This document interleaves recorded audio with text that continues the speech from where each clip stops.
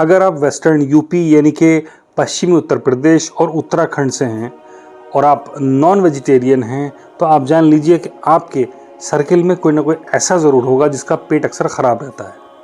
या तो उसको कॉन्स्टिपेशन रहता होगा, या फिर उसको लूज मोशन रेगुलरली रहते होंगे, या पेट में कई बार गुड़गुड़ रहती होगी, कई बार कुल मिलाकर उसका पेट ख़राब रहता होगा। इस वीडियो को ज़रूर उसको शेयर कीजिए जो ऐसी प्रॉब्लम से जूझ रहा है। इसके पीछे कई सारी वजह हैं, क्योंकि इस एरिया में स्पेशली उत्तराखंड का जो देहरादून का एरिया है और आपका पश्चिमी यूपी वेस्टर्न यूपी का जो एरिया है, यहाँ पर होटल इंडस्ट्री बहुत अच्छे से बूम कर रही है। नए नए होटल खुल रहे हैं, कोई नहारी का होटल खोलता है, कोई चिकन का, कोई मटन का, कोई बिरयानी का, और आप कहीं भी चले जाएं तो यहाँ पर हैदराबादी, मुगलई, मुरादाबादी बिरयानी ये सारी चीज़ें मिलती हैं। चाहे डिस्ट्रिक्ट बिजनौर हो या मुरादाबाद हो, देहरादून हो या इसके आसपास का जो भी एडजेसेंट एरिया है, यहाँ पर खाने पीने की चीज़ें बड़ी अच्छी अच्छी मिलती हैं। ज़बान के जायके के लिए आपको बहुत अच्छी चीज़ें मिलती हैं और आप इसको खाकर अपने आप को ज़बान के इतने से जायके के लिए जो आपके पेट को ख़राब करती है वो नॉनवेज, वो मसाले, वो कॉन्डिमेंट्स, स्पाइसेस, वो घी तेल, वो चिकनाई और वो ऐसी चीज़ें जो आपको हार्म करती हैं और आपका पेट ख़राब करती हैं। और आप कई बार चाहते हैं कि आप ना खाएं, लेकिन आप मजबूर हो जाते हैं ऐसे ऐसे टेस्ट डिशेस के आगे कि आपका मन तो करता है लेकिन आप पेट की वजह से नहीं खा पाते।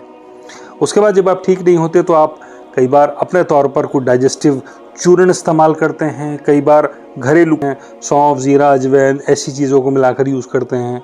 फिर उसके बाद आप किसी केमिस्ट शॉप से पुदीना हरा या ऐसी मिंट वाली चीज़ लेते हैं।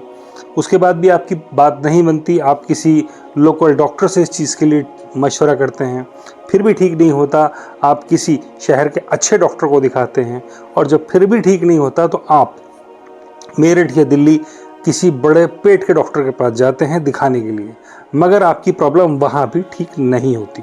जानते हैं क्यों? क्योंकि ऐसे खानों की वजह से आपने अपने पेट की गट लाइनिंग को ख़राब कर लिया है। गट लाइनिंग या आपकी पेट के बीच, आंतों के बीच जो एक झिल्ली होती है उसको डैमेज कर लिया है, उन घी तेल चिकनाई की वजह से, उन मसालों की वजह से या ऐसे खान पान की वजह से आपने उसको डैमेज किसी तरीके से कर लिया है। इसके अलावा आपका लाइफस्टाइल कुछ हद तक सेडेंट्री है, मेहनत आप करते नहीं, बॉडी से पसीने को निकालते नहीं, और आप आराम तलबी में ज़्यादा रहते हैं। आपके घर में भी एसी लगा हुआ है, कार में भी एसी है, ऑफिस में जाते हैं वहाँ भी एसी है, मेहनत का आप कुछ काम करते नहीं हैं। बहुत अगर किसी ने किया, अगर कोई 30 से 40 मिनट या मैक्सिमम 1 घंटा अगर जाकर जिम्नेजियम में एक्सरसाइज कर लेता है, वो अपने आप को कम्प्लीटली फिट मानता है कि मेरा लाइफस्टाइल बहुत ही अच्छा है और मैं बहुत मेहनत करता हूँ। वो ये सोचता है कि मेरा बहुत अच्छा लाइफस्टाइल है और मैं बहुत अच्छा लाइफस्टाइल गुजार रहा हूँ। जबकि उसके बाद आप अपने फ्रेंड सर्किल में इस चीज़ का डिस्कस करते हैं कि मेरा पेट अक्सर ख़राब रहता है और मुझे इसको ठीक करना है, लेकिन मैं कैसे करूं?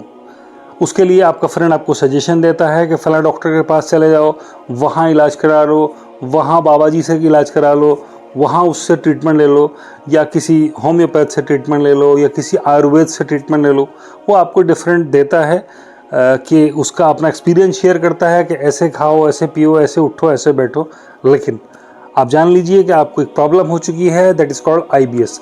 आईबीएस यानी कि इरिटेबल बाउल सिंड्रोम, एक ऐसी बीमारी जिसमें आंतों को एलर्जी हो जाती है खाने से।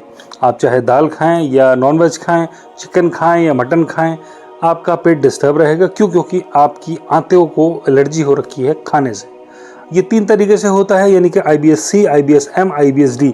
IBS-C यानी कि IBS कॉन्स्टिपेशन, इसमें आपको अक्सर कब्ज़ रहता है और आपको टॉयलेट में काफ़ी देर लगती है, आंतों की चाल स्लो हो चुकी है जिसकी वजह से आपका मोशन प्रॉपरली नहीं हो पा रहा है।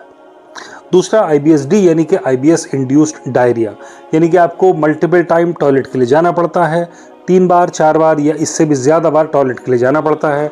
मोशन खुलकर नहीं होता, आपको लगता है मोशन आएगा, टॉयलेट में आपको तब भी काफ़ी वक्त लगता है, लेकिन पेट खुलकर साफ नहीं होता।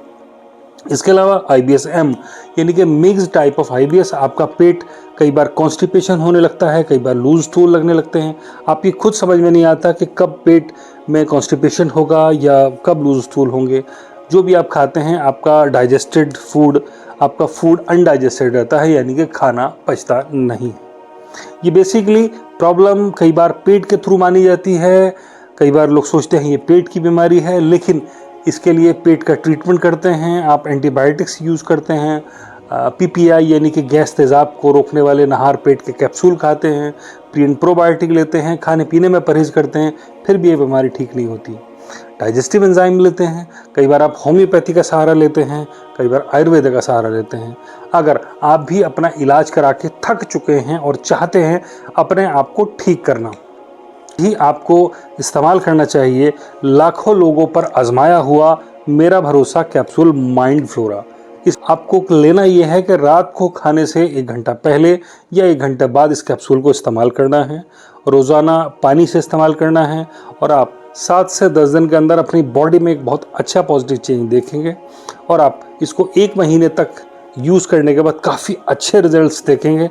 इनफैक्ट आप जब इसको पूरा कोर्स कर लेंगे, इसको आप रेगुलरली, आपको इसको बहुत लंबे समय तक आपको नहीं खाना है। आपके सिम्टम्स के आधार पर आपको इसको 1 महीना या 2 महीना या 3 महीना ही आपको सिर्फ इसको यूज़ करना है और इस दौरान आप अपने बॉडी के अंदर देखेंगे एक बहुत अच्छी पॉजिटिविटी को आते हुए, अपनी डाइजेस्टिव हेल्थ को इम्प्रूव होते हुए देखते हुए, डाइजेशन को इम्प्रूव होता देखेंगे, अपने मोशन में चेंजेस देखेंगे, अपने मूड को बेहतर पाएंगे, अपनी इम्यूनिटी को बेहतर पाएंगे और आप देखेंगे कि आप अपने अंदर अपने आप को एक नया पाएंगे। आप देखेंगे कि जैसे आपने फ़ोन को फॉर्मेट मार दिया है और बिल्कुल आपका फ़ोन फ्रेश हो गया है, ठीक ऐसे ही आपकी बॉडी बिल्कुल फ्रेश हो गई है। तो आज ही इसको ऑर्डर करने के लिए अपना नंबर कमेंट सेक्शन में लिखें और इस वीडियो को अपने फ्रेंड को, फैमिली को या किसी ऐसे को जो किसी ऐसी बीमारी से परेशान है उसको ज़रूर शेयर कर दें। क्यों? क्योंकि आपका एक शेयर उसकी मदद कर सकता है। अपना बहुत सारा ख्याल रखिए और देखते रहिए गुड हेल्थ।